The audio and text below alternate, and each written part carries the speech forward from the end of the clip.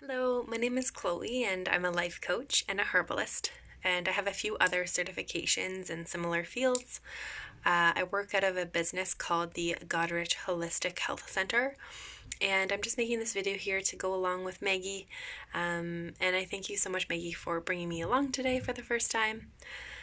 We all need a little help sometimes. Especially when it comes to journeys of self discovery. So, whether your goal is to be more confident or to find fulfillment in a passion project, it can be pretty tough to figure out, how to get from point A. So, identifying that goal to point B, where you're actually going after and achieving that goal. And that's where a life coach comes in. Like a therapist, a life coach is someone who can help you identify strengths. You have them, we all do, and weaknesses, which of course we do too. But we focus on the strengths. We overcome obstacles holding you back.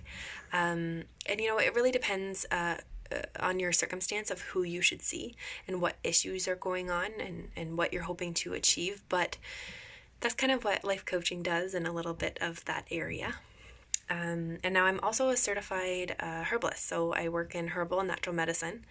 And for several years, I have studied this. Medical herbalists make use of plants where their traditional uses are backed up by modern scientific research and clinical trials. And typically, when you meet someone who is in the holistic health field, they personally have either went through, hardships with their health, or their family or friends have experienced this, and they found the medical professionals unable to help them to dig deep into this and get the root of it, or unable to diagnose it altogether. So, for example, say there was an architect who was designing a home, but he accidentally was off on a couple of measurements. So the construction worker of course, followed these measurements, and the roof ended up being, slanted a bit. So later on, because of the roof slanting, there was rain, and the rain came in and caused moisture, so the mold got in the home. However, the lady who lived there went to the doctor for a breathing problem. And, typical, not necessarily a bad thing, but a prescription was just thrown on, and, they moved on. Well, this lady obviously was continuing to face improper air, and the physician never really got to the root of the problem. Someone who is in a holistic practice like myself, I look at the whole being. The word whole makes up half the word of holistic. So sometimes this takes time, and in fact, in most cases it does. It's a journey. It requires dedication and support and time to dig deep. But long term, these effects are lasting and they're promising.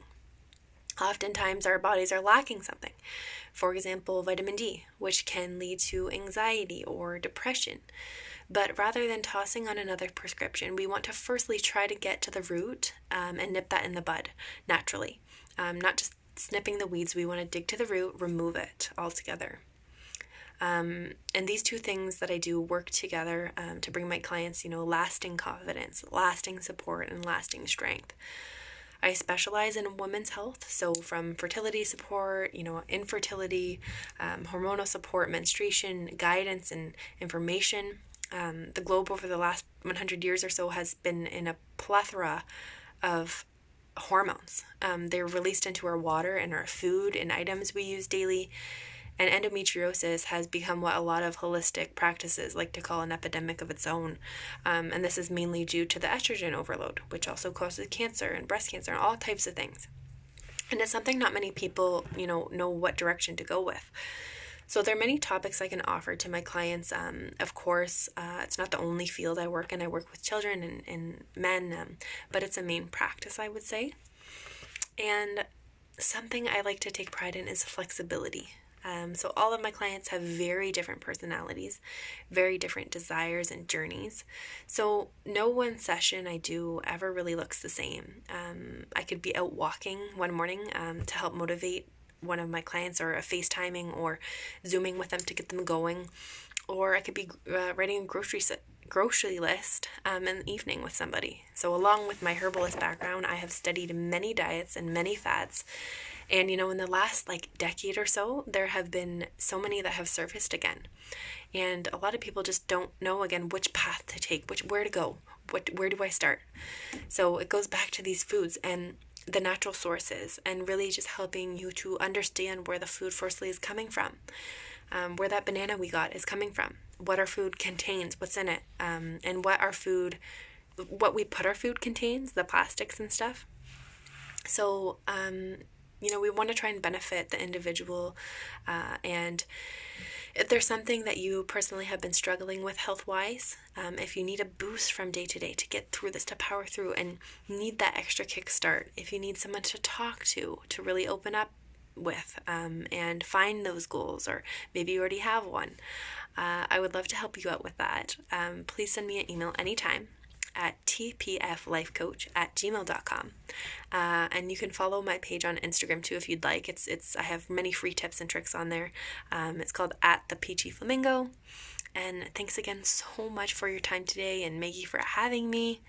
There's so many things that we can do to benefit ourselves. And one thing that is a little tip that I like to remind people of is, we all have brain waves in our brains. So a lot of the time, we wake up in the morning, it's getting to that time of year where a lot of people face seasonal depression, because the weather changes, the sun is going away, all types of things, especially with the way the world is in right now, the state of its current conditions. It's just crazy.